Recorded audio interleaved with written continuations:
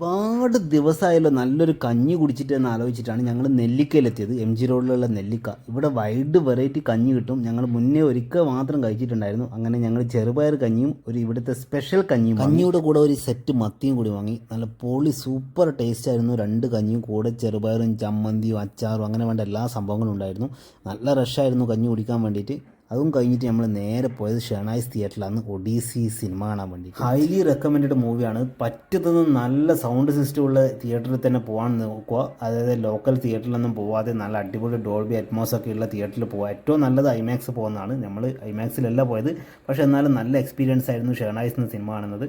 Movie 18+ ആണ്. ഒരുപാട് സംഭവങ്ങളുണ്ട്, പക്ഷേ നൈനൂസ് ശരിക്കും എൻജോയ് ചെയ്തു. അത് കഴിഞ്ഞ് ഞങ്ങൾ നേരെ വീട്ടിലെത്തി കുറേ സമയം കളിച്ചു. എല്ലാം കഴിഞ്ഞില്ലേ? അപ്പൊ ഓപ്പറേഷൻ സക്സസ്.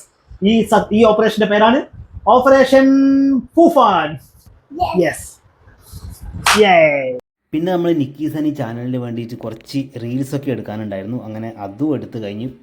എന്നിട്ടൊരു ചായ കുടിക്കാൻ വേണ്ടിയിട്ട് നമ്മുടെ എവർ ഫേവറേറ്റ് ആയിട്ടുള്ള വൈറ്റ്ലയിലുള്ള ചായപ്പീടിയിലേക്ക് പോയി. ഇവിടുത്തെ ഒരു കിഡിലായിട്ടാണ് ഈ കീമ പൊറോട്ട. അങ്ങനെ അതൊന്ന് വാങ്ങി ട്രൈ ചെയ്തു.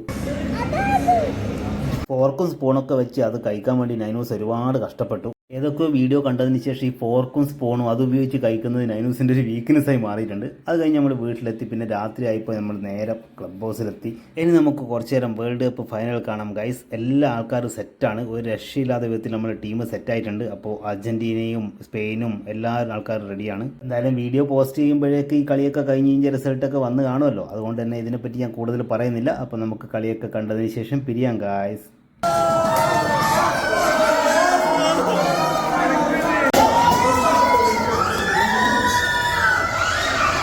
കളി കഴിഞ്ഞ് ഫ്ലാറ്റിലെത്തി പുറത്തേക്ക് നോക്കുമ്പോൾ നമ്മുടെ ഫോറം മാളിൻ്റെ അടുത്ത് എന്തോ ഭയങ്കരമായിട്ട് ഇങ്ങനെ മിന്നിക്കളിക്കുന്നു. അപ്പോൾ മനസ്സിലായി എന്തായാലും ഫുട്ബോളിൻ്റെ സംഭവങ്ങൾ റിലേറ്റഡ് ആയിട്ടുള്ള എന്തോ ആണ്. ഇതിനെപ്പറ്റി എന്തെങ്കിലും അറിയുന്ന ആൾക്കാർ കമൻറ്റ് ചെയ്യാം. ഓക്കെ ബൈ ഗൈസ്, നാളെ കാണാം.